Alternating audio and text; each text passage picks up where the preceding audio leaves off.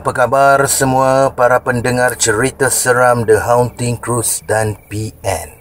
Semoga semuanya dalam keadaan sihat dan sejahtera.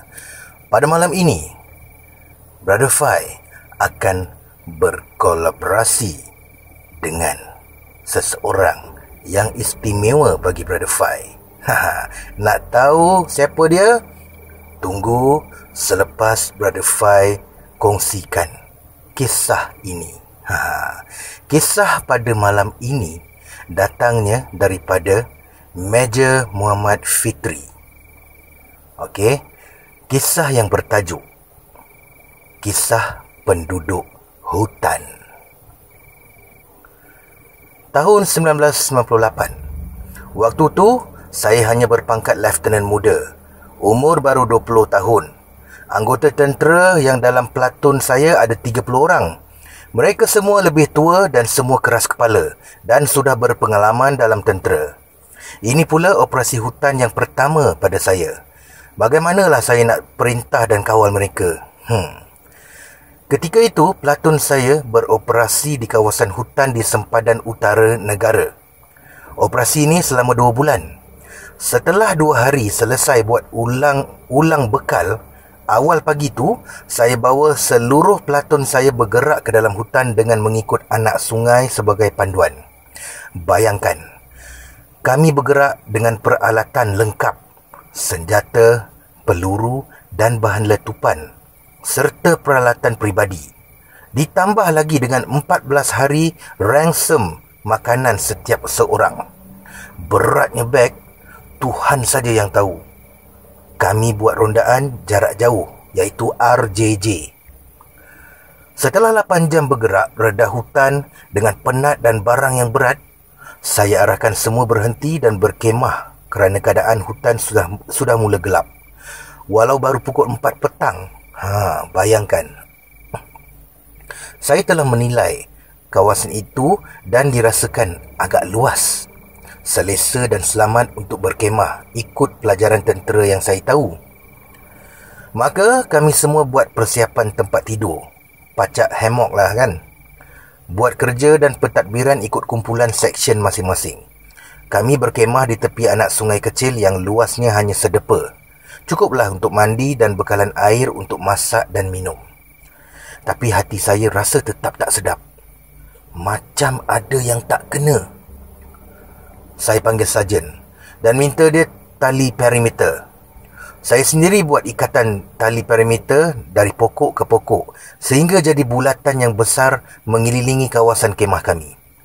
Dengan bacaan doa, ayat-ayat Al-Quran dan petua orang tua, saya hembus di tali. Saya arahkan semua anak buah saya jangan langkah keluar dari tali perimeter itu walau apa pun terjadi. Malam tu, ribut dan hujan amat lebat. Lepas hujan berhenti, udara amat sejuk. Kami menggigil kesejukan. Kami tidur dengan zikir dan bacaan-bacaan yang belajar sebelum masuk tentera. Dalam tidur, saya bermimpi didatangi seorang lelaki yang berusia.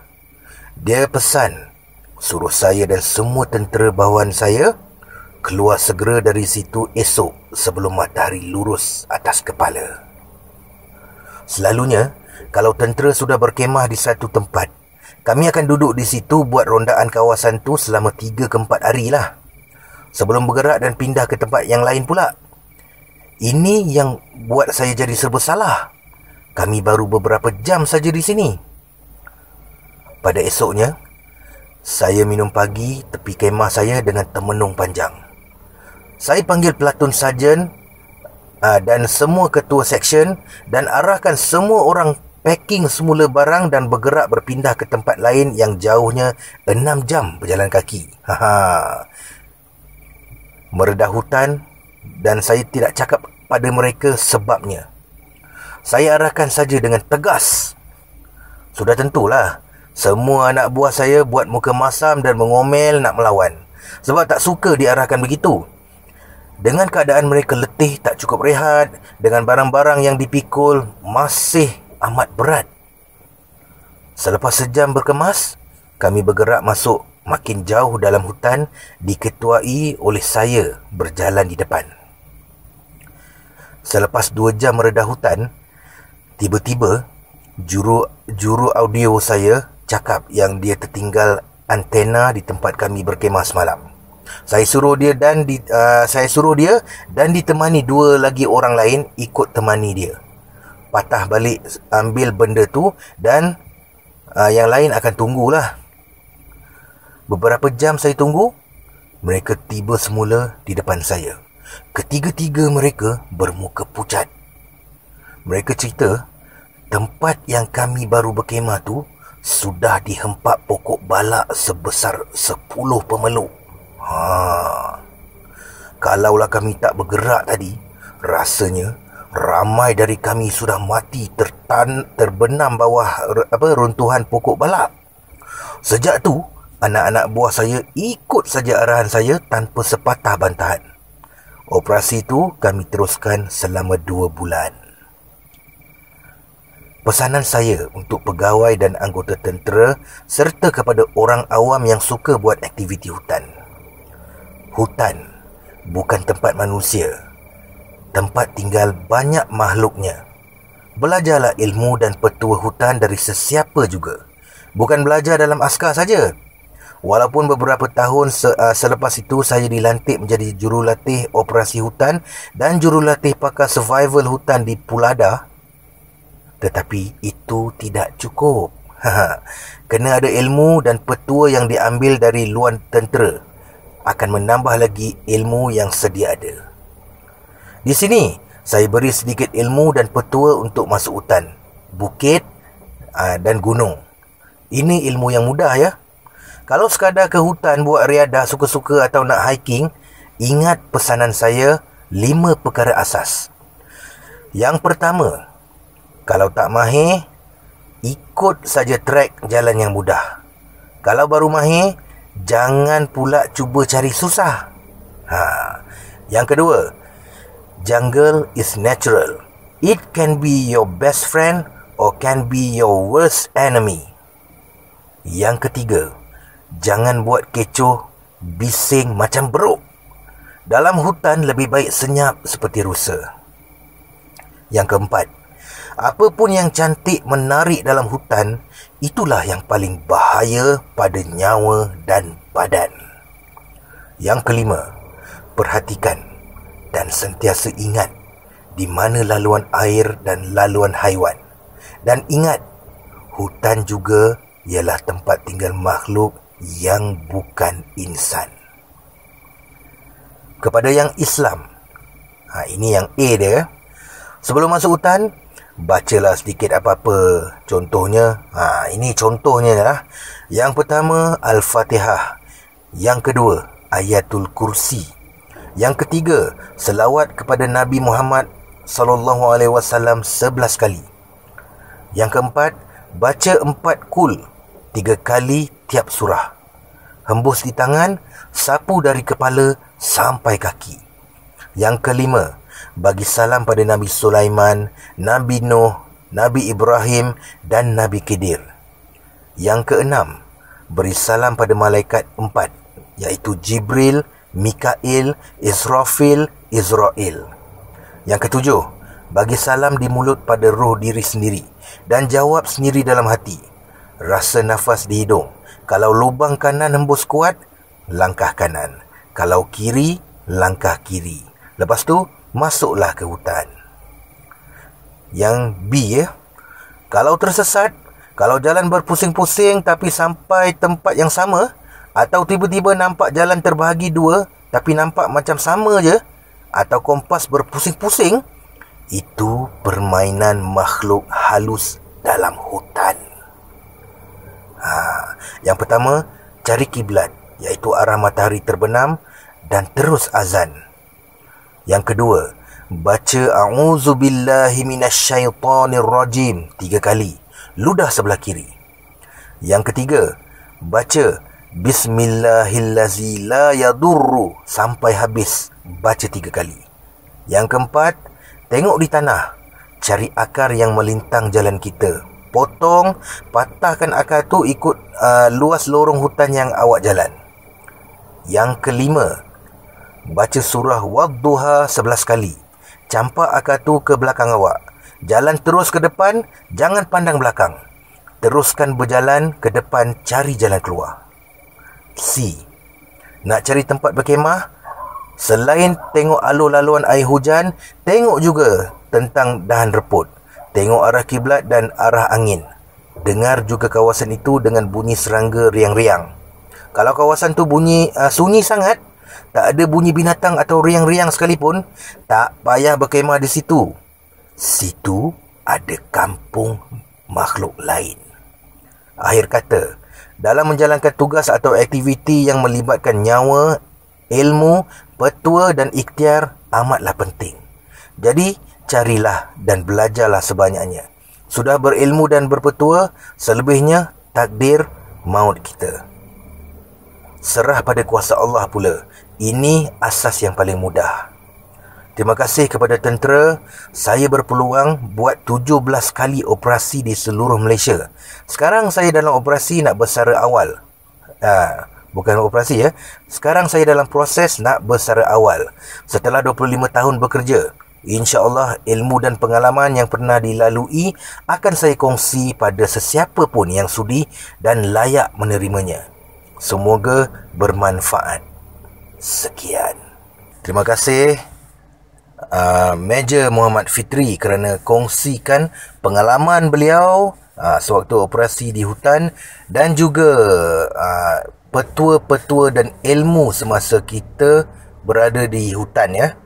Okey, saudara. Inilah masa yang ditunggu-tunggu. Kolaborasi Brotherfy bersama Seram Santai, iaitu empunya Syafa Ismail. Silakan Syafa. Assalamualaikum dan selamat sejahtera. Saya Syafa Ismail dari channel Seram Santai. Terlebih dahulu Syafa nak ucapkan terima kasih kepada Brotherfy, pemilik channel The Hunting Cruise dan PN, kerana sekali lagi sudi untuk berkolaborasi dengan Seram Santai. Kali ini Brotherfy minta Syafa untuk kongsikan kepada anda tentang hantu hutan, dan Syafa akan kongsikan kepada anda tentang hantu yang menghuni hutan Kalimantan, yang mana hutan Kalimantan ini sendiri pun menyimpan pelbagai kisah misteri.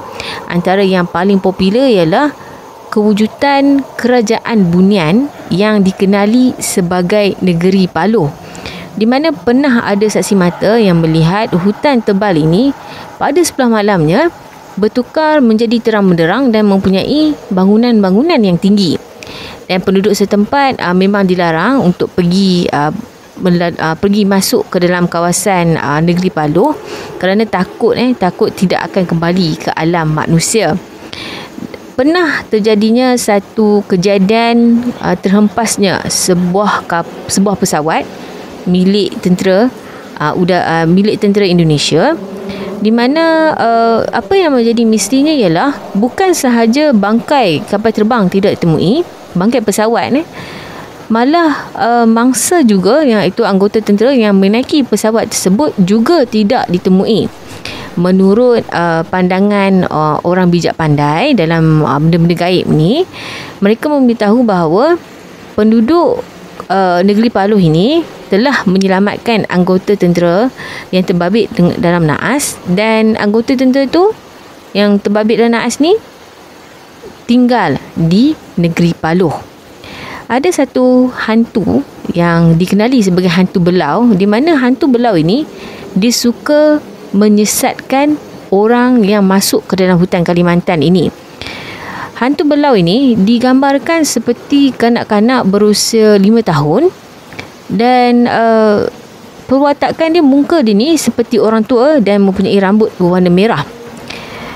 Kalau ada orang yang masuk dalam hutan ini pergi ke tepi sungai dan melihat ada kesan tapak kaki dan mempunyai 4 jari, itu kemungkinan dipercayai milik hantu belau. Dan jika berada di dalam hutan Kalimantan ini, jangan sesekali meminta tolong, kerana mungkin sahutan meminta tolong tu akan disahut oleh hantu belau. Syafa nak kongsikan sedikit tentang satu kawasan hutan yang dikaitkan dengan kewujudan hantu tanpa kepala, iaitu Downhill Forest, di mana kawasan ni yang terletak di India ni banyak hantu tanpa kepala. Dan ada penebang-penebang kayu yang masuk ke dalam hutan ni untuk tebang pokok mengakui selalu melihat lelaki tanpa kepala berjalan di dalam hutan Downhill ini. Dan ada sekolah yang berhampiran dengan Downhill ini, dikenali sebagai sekolah Victoria Boy, di mana jika sekolah ini cuti, tak ada murid cuti sekolah, ramai penduduk setempat sering mendengar bunyi tapak kaki di dalam dewan. Dan kawasan Downhill ini, kawasan dia, jalan dia sempit saja. Jalan dia sempit, digambarkan sempit saja sebab kiri kanan hutan. Dan ada juga yang pernah melalui Downhill ini melihat adanya lembaga berjalan tanpa kepala di tepi jalan. Dan setakat ini saja perkongsian Syafa. Jangan lupa untuk subscribe channel Seram Santai, dan sehingga kita berjumpa lagi. Assalamualaikum warahmatullahi wabarakatuh.